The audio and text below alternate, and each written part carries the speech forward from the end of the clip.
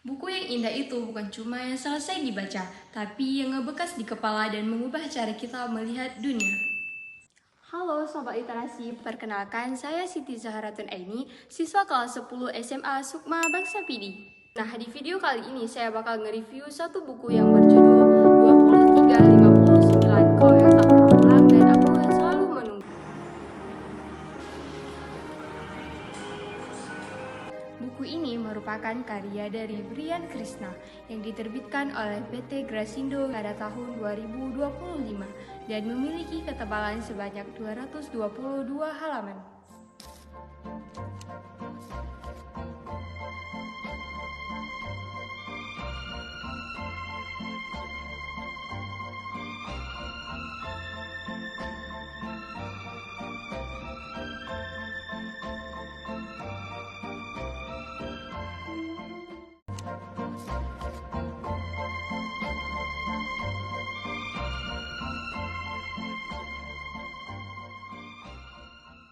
Novel ini mengisahkan tentang seorang perempuan bernama Ani yang masih sulit melupakan kepergian sang kekasih bernama Raga yang sangat berarti di hidupnya. Kepergian tersebut meninggalkan banyak pertanyaan yang tidak pernah terjawab, sehingga ia harus tetap hidup dalam bayang-bayang masa lalu.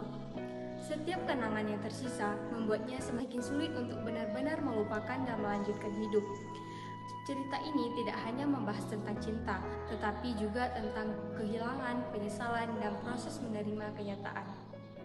Hari-hari dijalani dengan perasaan yang campur aduk. Ada harapan bahwa suatu saat semua pertanyaan akan terjawab, tetapi ada juga ketakutan bahwa penantian ini mungkin tidak akan pernah berakhir. Setiap tempat, waktu, dan kenangan kecil menjadi pengingat tentang kekasihnya yang telah pergi.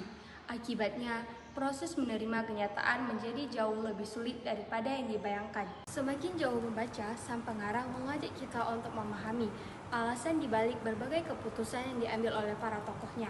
Alur ceritanya membuat rasa penasaran terus muncul hingga akhir cerita.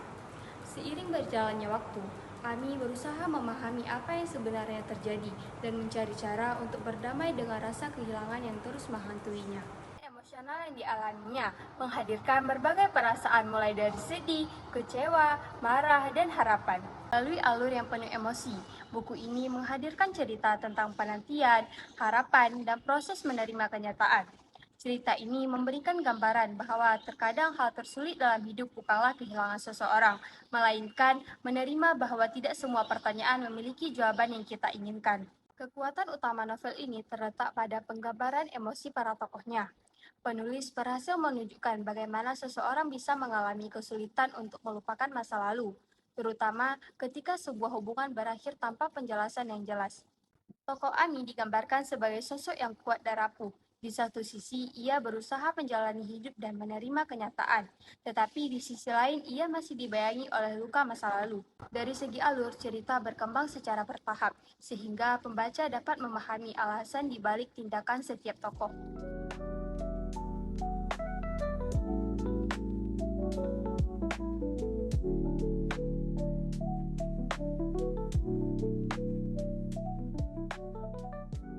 Salah satu kekuatan novel ini terletak pada penggambaran emosi tokohnya. Selain itu, alur cerita disusun dengan baik, sehingga pembaca terdorong untuk terus membaca demi mengetahui alasan di balik kepergian Raga.